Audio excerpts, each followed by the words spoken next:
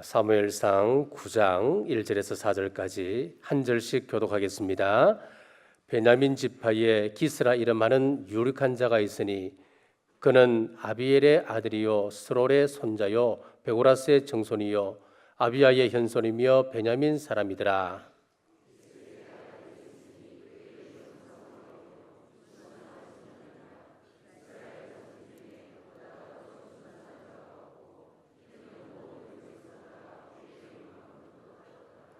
사울의 아버지 기스가 암나기를 읽고 그의 아들 사울에게 이르되 너는 일어나 한 사환을 데리고 가서 암나기들을 찾으라 하매 그가 에브라임 산지와 살리사 땅으로 두루 다녀보았으나 찾지 못하고 사알림 땅으로 두루 다녀보았으나 그곳에는 없었고 베냐민 사람의 땅으로 두루 다녀보았으나 찾지 못하니라.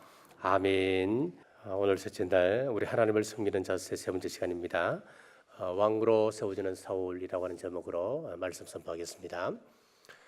사울이 어떤 사람이기에 하나님 앞에 쓰임 받는지 그 모습을 보고 우리가 오늘 말씀을 나누려고 합니다. 하나님을 섬기려면은 첫 번째 우리 하나님의 주권적 선택이 반드시 필요합니다. 1절 2절 말씀 제가 한번 읽겠습니다. 베냐민 지파에 기스라 이름하는 유력한 사람이 있으니 그는 아비엘의 아들이요 스롤의 손자요 베고라스의 정손이요 아비야의 현손이며 베냐민 사람이더라. 기스에게 아들이 있으니 그의 이름은 사울이요 준수한 소년이라. 이스라엘 자손 중에 그보다 더 준수한 자가 없고 키는 모든 백성보다 어깨 위만큼 더 컸더라. 자, 여기 보면은 사울의 족보를 기록하고 있습니다. 자, 그러면은 사울의 족보하고 하나님의 주권적 선택하고 무슨 상관관계가 있겠습니까? 무슨 관계가 있길래 장황하게 사울 왕의 족보를 이렇게 기록하고 있는 겁니까? 자, 사울 왕의 족보는 그 하나님의 특별한 보호심이 있었습니다. 자, 사실 베냐민 지파는 사사 시대의 내전으로 인하여서 완전히 망해버린 그런 지파가 이 베냐민 지파입니다. 사사기 19장에서 21장에 보면은 이스라엘 백성들과 이 베냐민 지파 사이에 일어났던 그 내전을 기록하고 있는데 그 상황은 이렇습니다. 레위 지파의 한 사람이 있었어요. 그런데 이 레위 지파 한 사람이 첩을 구했습니다. 첩을 구했는데 이 첩이 바람이 났어요. 바람이 나서 자기 고향 땅으로 돌아가 버렸습니다. 그러니까 이 네 사람이 고향 그 첩의 고향으로 가서 그 첩을 설득하여서 다시 베냐민 지파 땅으로 데리고 오는 그런 장면이 나옵니다. 나오다가 한 베냐민 지파 땅에서 이제 유숙을 하게 되는데 그 땅에 어떤 사람들이 있었냐 하면은 동성애자들이 있었습니다. 동성애자들이 남자인 자기를 요구하니까 이 사람이 자기는 안 된다. 나를 건드리지 말고 대신에 내 첩을 내어줄 테니까 그러면서 이 첩을 내주는 거예요. 그날 밤에 이 첩이 죽게 됩니다. 레위 사람이 자기 땅으로 돌아와서 너무 분하고 원통해서 첩의 시신을 12토막을 내어갖고 한 토막씩 12지파에 다 보내는 겁니다. 결국 이 일이 이스라엘 마음에 공분을 일으켜서 베냐민 지파와 전쟁을 일으켰고 그 전쟁에서 베냐민 지파의 남자들은 거의 다 죽습니다. 하나님께서 특별한 간섭 속에서 600명만 남겨놓고 나머지는 다 전멸당합니다. 그리고 겨우 이제 그 600명이 구사일생으로 살아서 지파의 명맥을 이어가고 있는데, 자, 이런 상황에서 베냐민 지파에서 왕이 나온다고 하는 것은 있을 수가 없는 일입니다. 상식적으로 이해가 안 되는 것이고 어떻게 이 지파가 하나님 앞에 왕으로서 왕을 내는 지파로서 쓰임 받을 수 있겠습니까? 자, 그래서 이것을 보고 우리 하나님의 주권적 선택이다 그렇게 얘기하는 거예요. 자, 사울은 인간적으로 보면 유력한 사람이었습니다. 2절 말씀해 보니까 이 사울의 그 됨됨이 특히 그의 외적인 면을 이렇게 이야기합니다. 그의 키가 보통 사람들보다 어깨 위나 더 컸다. 굉장히 준수한 사람이었습니다. 인물이 찬란 사람이었습니다. 그의 성품에 대해서 이렇게 기록합니다. 4절 말씀 한번 같이 읽어보겠습니다. 4절 말씀입니다.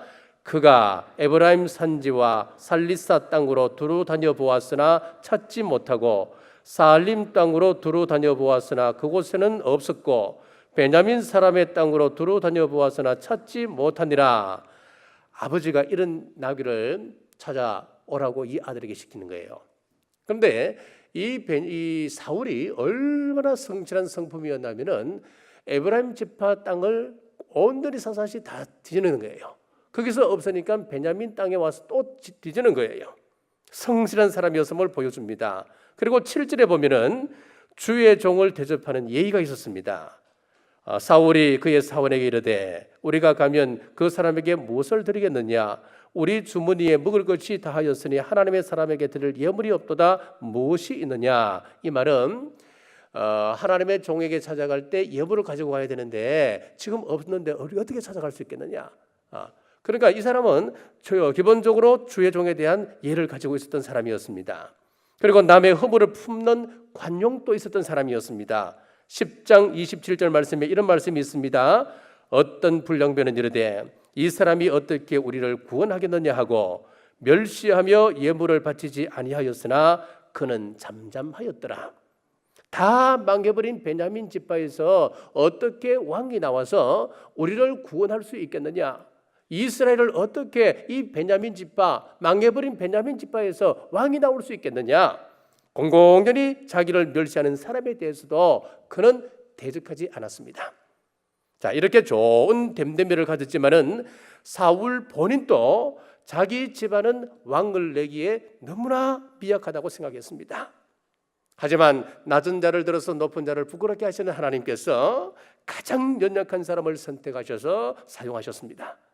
자, 이것은 연약한 우리가 예수 그리스도로 말미암아 우리 주님의 후사로 세워질 것을 모형적으로 보여주고 있습니다. 보잘것없습니다. 우리가 하나님 앞에서 내세울 것이 뭐가 있습니까? 곰곰이 한번 생각해 보십시오. 내가 잘났으면 얼마나 잘났습니까? 배웠으면 얼마나 배웠습니까? 하나님이라고 하는 관점에서 우리가 보면은 아무것도 아닌 겁니다. 우리 하나님 관점도 필요 없습니다. 비행기만 타고 올라가 보십시오. 63빌딩, 120층 빌딩도 똑같습니다, 여러분. 똑같아요. 내세울 게 없습니다. 그런데 하물며 우리 하나님 관점에서 본다면은 우리 인간은 연약해도 그렇게 연약할 수 없는 그런 존재예요. 너무나 연약한 거예요.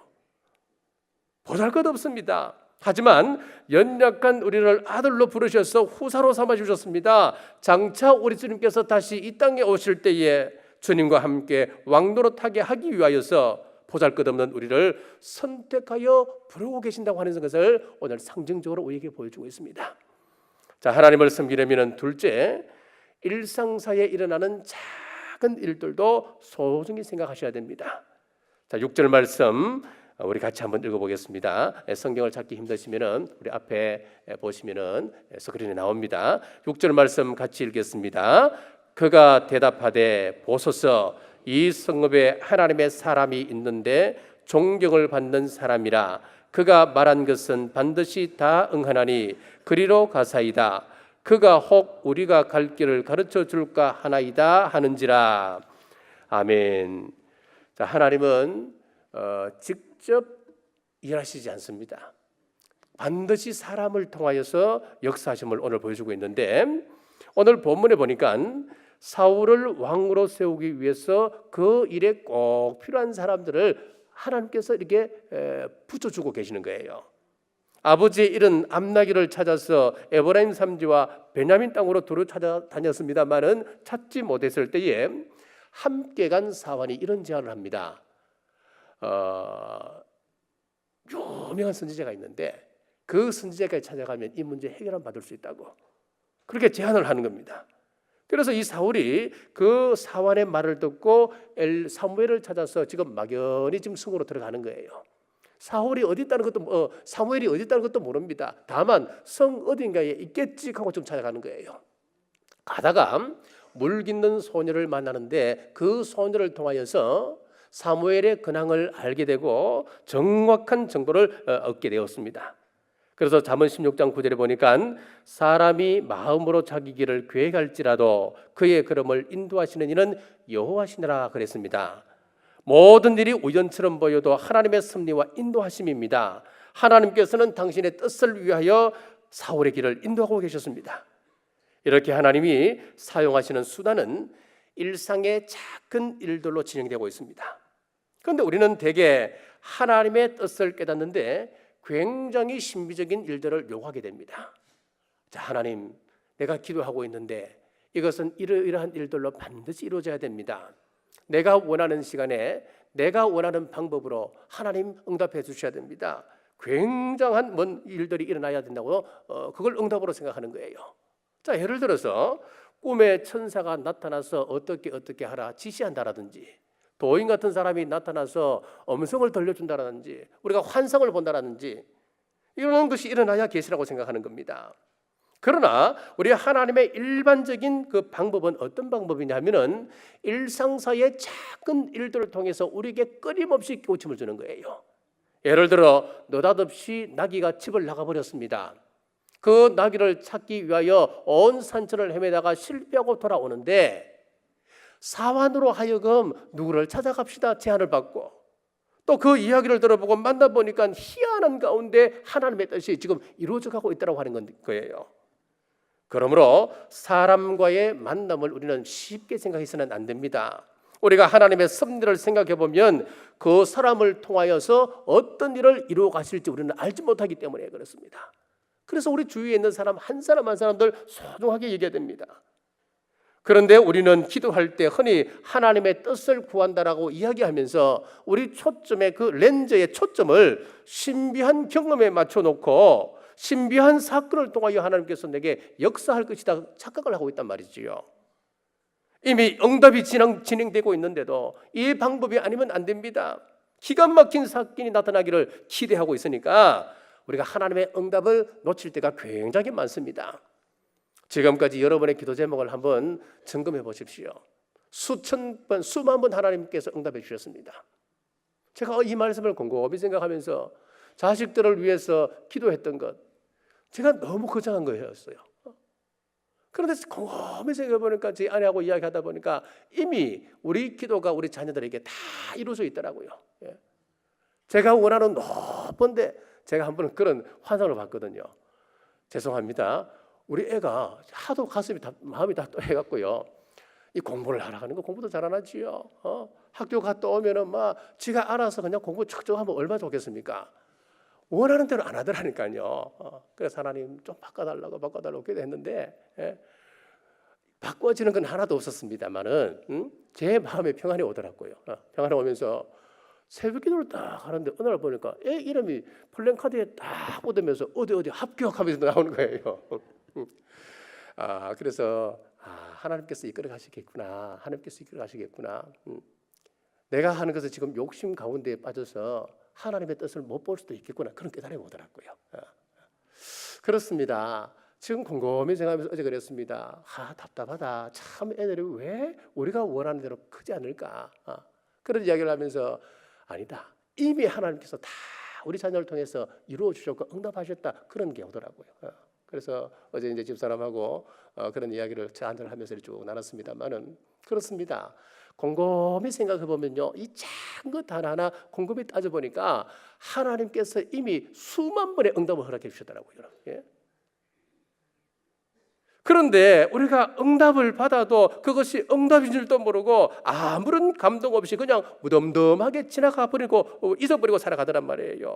이게 무엇이냐 하면은 우리가 하나님의 역사가 이미 진행되고 있다는 걸 못 느끼고 있는 거예요. 우리에게 눈이 열려야 됩니다. 신비한 사건만 보는 눈이 아니라 일상사의 작은 사건을 통해서 하나님이 지금 이루어가고 계신다. 하나님의 뜻이 지금 펼쳐져 가고 있다고 하는 것, 이거 보셔야 되는 겁니다.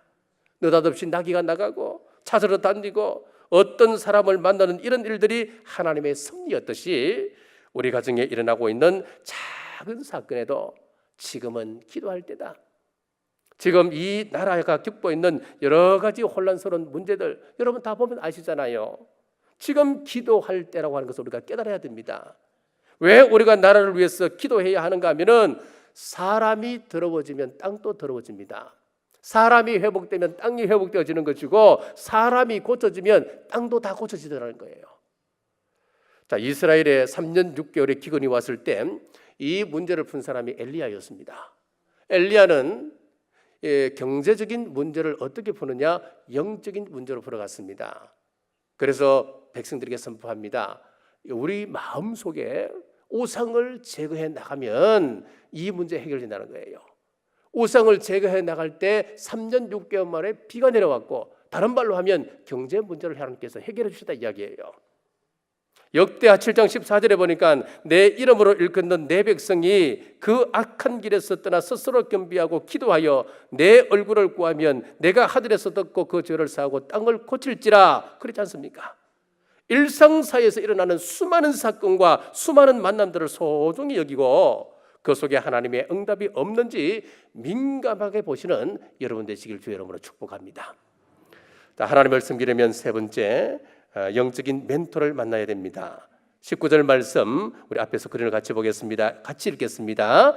사무엘이 사울에게 대답하여 이르되 내가 선견자이니라. 사울과 사무엘의 만남이 있기까지 사무엘의 그 행보를 잘 한번 보시면은요, 이 사무엘은 자기가 맡은 일에 그 일상적인 일을 계속 감당하고 있었습니다. 지금 굉장히 중요한 하나님의 음성을 들었거든요. 앞으로 이스라엘 백성들에게 왕을 세울 것인데 그 왕을 찾게 해주시겠다는 그 응답이었거든요. 자, 그런데 이 사무엘에게 이런 굉장한 하나님의 계시가 왔을 때 그가 어떻게 하느냐 하면은 막 호들갑 떨고 기도원에 들어가고 그러지 않았습니다. 자기의 일상적인 일, 자기가 맡은 일을 계속하고, 다만 그 속에서 왕이 될 만한 사람을 보내주옵소서 기도할 뿐이었어요. 그때 16절에 이런 응답이 옵니다. 내일 이맘때에 내가 베냐민 땅에서 한 사람을 내게로 보내리니, 하나님의 응답이 왔습니다. 자, 우리가 사람이 필요할 때가 있습니다. 가장 중요한 것은 지금 주어진 일에 충실하면서 하나님의 때에 하나님의 택한 사람을 보내주옵소서 기도하고 기다리는 자세가 우리에게 중요합니다. 우리가 조급해하면은 자칫 큰일을 걸어질 수 있습니다. 조급해하면 하나님의 응답이 아닌, 하나님의 뜻이 아닌 자기의 생각이 나타날 때가 있습니다. 우리는 기도하고 기다려야 됩니다. 선교도 마찬가지입니다. 적극적으로 하는 선교는 안 됩니다. 기다리고 기도해야 합니다.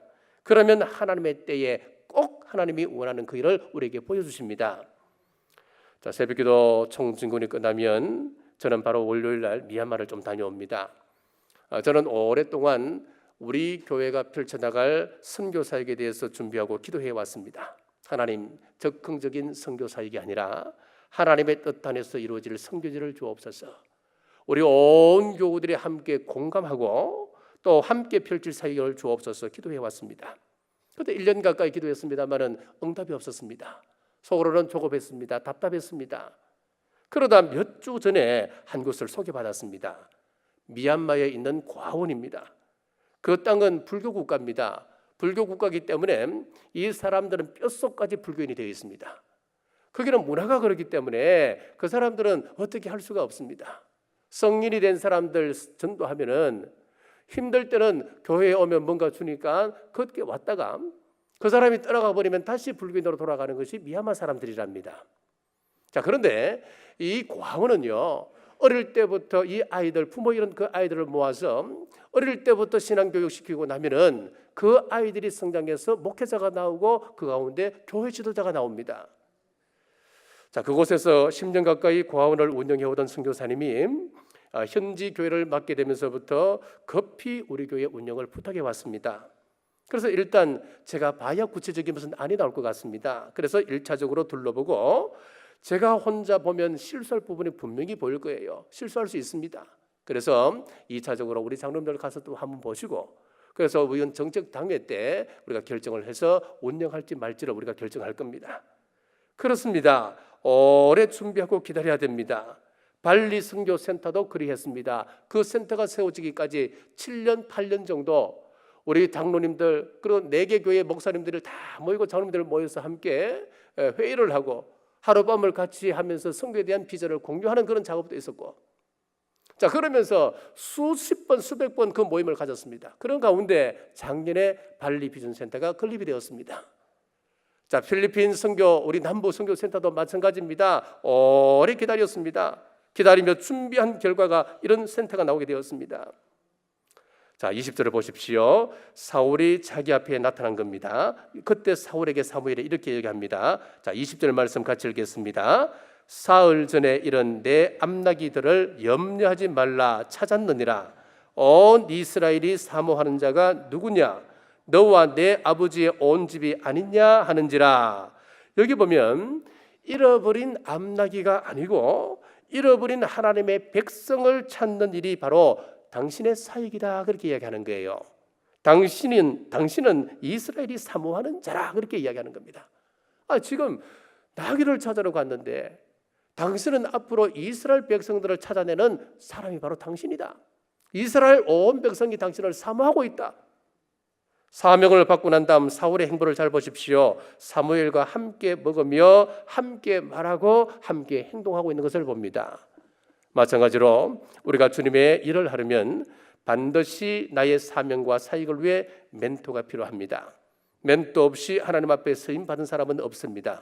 멘토가 하나님의 구속사의 진행 방법입니다. 그래서 내가 성경을 배운다, 또 내가 영적인 세계에 대해서 가르침을 받는다, 내게 일어나고 있는 어떤 현상들에 대해서 검증을 받는다, 이게 다 멘토와의 관계 속에서 이루어집니다. 자, 그렇지 아니하고 나는 직접 하나님과 교제하겠다, 사도들이 하나님으로부터 직접 계시를 받았듯이 나도 하나님으로부터 직접 계시를 받는다, 이것이 바로 요즘 문제가 되는 신사도 운동입니다. 여러분, 이런 방법은 구속사의 방법이 아닙니다. 먼저 세움받은 하나님 사람들과의 관계 속에서 성숙되어 가는 겁니다. 성경을 한번 읽어보십시오. 거의 대부분은 이런 관계 속에서 하나님께서 뜻을 전합니다. 바울을 보십시오. 그가 예수님을 핍박하다가 이제 예수님을 믿는 사람들 잡아들이기 위해서 다메섹으로 갑니다. 그때 하나님을 만나는 귀한 경험을 하지요. 그가 눈이 어두웠습니다. 앞을 보지 못합니다. 그때 누구를 보냅니까? 아나니아를 만나게 하셔서 아나니아를 통해서 성령님의 기름 부으심을 체험하게 됩니다. 그리고 또 어떻게 합니까? 그러면 이런 굉장한 경험을 냈으면 그가 바로 사역을 감당할 수 있잖아요. 그런데 바나바를 통하여서 교회에 소유하게 되어지고 교회에 세워지게 되는 거예요. 전부 다 멘토를 통하여서 하나님께서 일해 가십니다. 자, 고넬료가 어떤 사람입니까? 그는 선한 사람이었습니다. 경건한 사람이라고 하나님 앞에 인정받는 사람이었습니다. 그런데도 불구하고 베드로를 통하여서 영적인 체험을 하고 교회에 소개되는 겁니다. 엘리야를 보십시오. 그가 능력이 많은 사람이었습니다. 그의 후계자 엘리사를 안수할 때에, 그의 옷을 던질 때에 그가 엘리야가 가졌던 그 능력을 그대로 조수받습니다. 모세도 마찬가지입니다. 여호수아에게 그 자신의 지도권을 이양할 때도 모세를 통해서 그대로 이양받는 겁니다. 어느 날 신비한 체험을 통해서 하나님으로부터 직접 음성을 듣고 그런 거 다리였습니다. 여러분, 멘토를 통해서 세워짐을 꼭 여러분 명심하십시오. 사랑하는 여러분, 우리 하나님의 주권적 선택과 일상생활 속에서 보여주는 여러 사건들, 그리고 멘토를 통해서 주시는 하나님의 섭리의 완성을 믿으심으로 이번 새벽기도 총직문을 통하여서 하나님을 섬기는 자세를 공고히 하시는 여러분 되시길 주 여러분으로 축복합니다. 이 관계가 잘 정립되어야 여러분들이 예수님을 믿는 이 신앙생활이라고 하는 것이 하나님이 받으시는 그런 신앙이 될 수 있습니다. 꼭 명심하시고 이번 새벽기도 총직을 통하여서 이 자세를 공고히 하시길 주 여러분으로 축복합니다. 기도하겠습니다. 자비로우신 아버지 하나님, 오늘 사울이 왕으로 세워지기 위하여 필요한 과정들을 세밀하게 살펴보게 하심 감사합니다. 우리 곁에 기름 부음과 세워짐을 위하여 준비하신 하나님의 일이 무엇인지, 어떤 사람들을 우리에게 만나게 하셔서 사명을 깨닫게 하시고 말씀의 실력을 갖추게 하시고 기도하는 사람으로 나를 키워가고 있는지 유심히 살피게 하셔서 우리 모두가 정한 하나님의 때에 하나님의 일을 위하여 쓰임받는 종들로 세워질 수 있도록 은총 베풀어 주옵소서. 마태복음 10장 기도합니다. 마태복음 10장 7절 우리 남부교회 성도들 천국 가게 하여 주옵소서. 천국과 지옥은 반드시 있습니다. 이것은 하나님의 말씀입니다. 천국을 사모하게 하여 주옵소서. 마태복음 10장 8절 천국과는 그날까지 건강을 지켜 주옵소서. 사랑하는 자여, 내 영혼이 잘된 같이 범사가 잘되고 강건할지어다. 마태복음 10장 12절 우리 성도들 가정과 직장과 생업에 하나님의 평안이 있을지어다. 공부하는 우리 자녀들에게 평안이 있을지어다. 부부관계에 평안이 있을지어다. 이 모든 말씀 믿음대로 될지어다. 이제는 우리 주 예수 그리스도의 은혜와 우리 하나님 아버지의 무한하신 사랑과 성령님의 감동, 감화, 위로교통 충만하심이 오늘 주신 말씀 앞에 순종하기로 결단하는 주의 온 권속들과 각 가정과 직장과 생업 위에 지금부터 영원토록 함께 하시길 간절히 축원하옵나이다.